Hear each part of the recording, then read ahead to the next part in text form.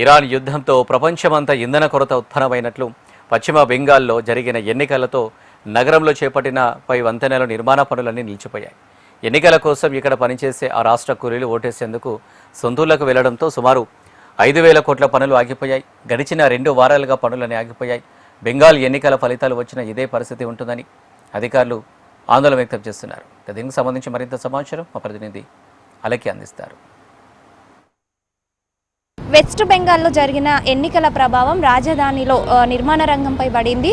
వీటికి సంబంధించిన సెంట్రింగ్ పనులు చేసే కార్మికులంతా కూడా తమ సొంత రాష్ట్రానికి వెళ్లడంతో చాలా వరకు కూడా పనులన్నీ కూడా ఆగిపోయాయి. అయితే హైదరాబాద్ నగరంలో ఎక్కువగా ఎత్తైన భవనాలన్నీ మేవాన్ టెక్నాలజీతో నిర్మిస్తున్నప్పటికీ ఇందులో ఎక్కువ అనుభవం కలిగిన కార్మికులు అవసరం కాబట్టి ఈ విభాగంలో ఎక్కువగా పశ్చిమ బెంగాల్ వాళ్ళే పనిచేస్తున్నారు.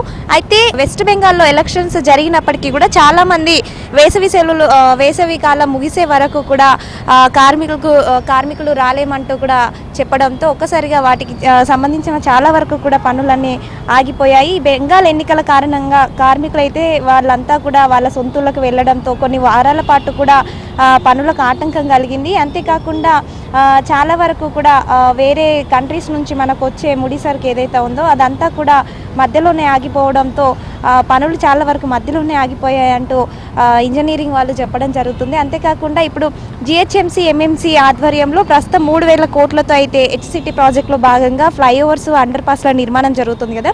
ఈ హెచ్ఎండి ఆధ్వర్యంలో 2,000 కోట్లతో ఇటు ఫ్లైఓవర్స్ పనులు జరుగుతున్నాయి. అయితే ప్రస్తుతం ఆ నిర్మాణ ప్రాంతాల్లో కేవలం 10% మంది కూలీలతోనే చిన్నపాటి పనులు అయితే నడుస్తున్నాయి. చాలా వరకు ఈ స్లాబ్లు, సెంట్రింగ్లు కావచ్చు, జేసీబీలు, క్రెయిన్ల ఆపరేటర్లో ఎక్కువగా వెస్ట్ బెంగాల్కి సంబంధించిన కూలీలు ఎక్కువ మంది ఉన్నారు.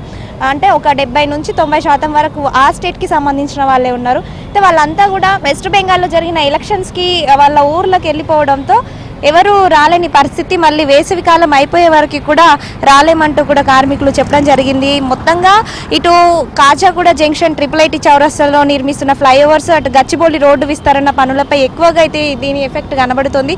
కూలీలను అవసరమైన చోటుకు తరలించుకుంటూ అటు స్లాబ్లు వేరే ఇంకా ఏదైనా పనులను పూర్తి చేస్తున్నామంటూ కూడా అధికారులు చెప్తున్నారు. చాలా వరకు కూడా అంటే ఓటేసేందుకు ఎక్కువ పెద్ద మొత్తంలో కార్మికులంతా కూడా తమ సొంతూళ్ళకి వెళ్లడంతో దాదాపు 5,000 కోట్ల పనులైతే ఆగిపోయాయి.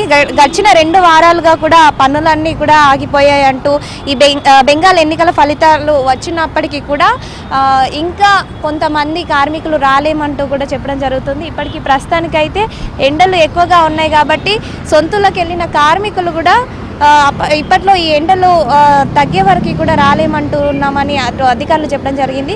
అయితే ఈ ప్రాజెక్టుకి సంబంధించిన గడువును కూడా పెంచాలంటూ ఇంజనీరింగ్ వాళ్ళు అధికారులను కోరుతున్నట్టుగా ఇన్ఫర్మేషన్. వీడియో జర్నలిస్ట్ రామకృష్ణతో అలేఖ్య, HM టీవీ, హైదరాబాద్.